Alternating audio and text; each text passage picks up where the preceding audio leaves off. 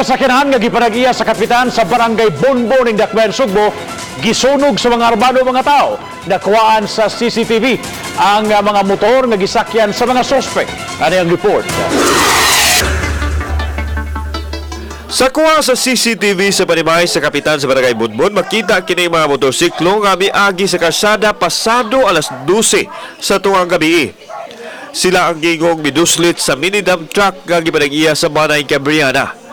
Makita usab ang mga miyembro sa pamilya nga nagihay na sa pagdala og tubig aron ibubo sa kayo. Samtang sa cellphone video makita nang nagdalaab nga sakyanan.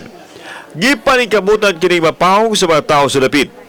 Dili lang usa kun dili lakip ang ikaduhang sakyanan ang gisulayan sa pagsunog apan nadali sa pagpahong. Gingwalo ka motorsiklo ang gisakyan sa mga armadong tao nga misunog sa mga sakyanan. Gani, nagpabuto pa kuno ang mga suspek sa dihang bibiya sa dapit. Wala ang kapitan sa Bonbon, busa ang asawa nini nga si Mercedita, ang bisaysay sa itabo. Before to nag-ulbo, naikitan siyang tao nga ni Katkat. Dahil na niya na murag gidagkot ba, nga ulbo, dahil diha na siya ni Syagit. Nga, ang sakyanan gidauban. Kaya ang pagkakuha na to,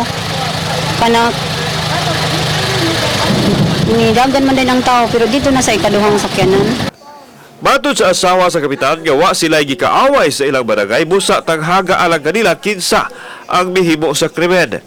Nabalaka karon ang asawa sa ilang seguridad, busa gipalaylo una niya ang iyang banang kapitan sa Kabalaka nga basin may daotang mahitabo kaniya. Natahap sila nga ang pagsuporta sa kapitan sa usa ka partido ang hinungdan ini. Unta lang ba nga masulbad ni dili na intaon ni sige ukon diri kay ang ako ganing bana ako nang lang gitong gipalakaw kay aron dili siya maka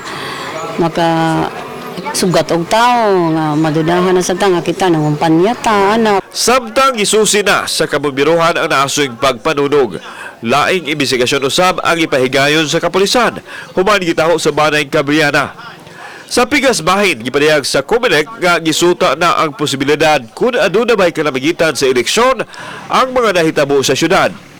Kini, nunot sa mitumaw nga sugyot sa usa ka kandidato nga ipaubos ang dakbayan sa Comelec control. Gipasabot sa Comelec nga kuti ang proseso nga sumayon sa dapit nga ipaubos sa Comelec control. So and then usa ka parameter nga it is also gray area nga violence kuno nga or political rivalry that will cause violence among the voters. So man ang mga parameter again it is the Comelec Manila to decide kung unsa ilaha nga. Kauban si John Solon, ako si Alan Domingo, Balitang Bisdak.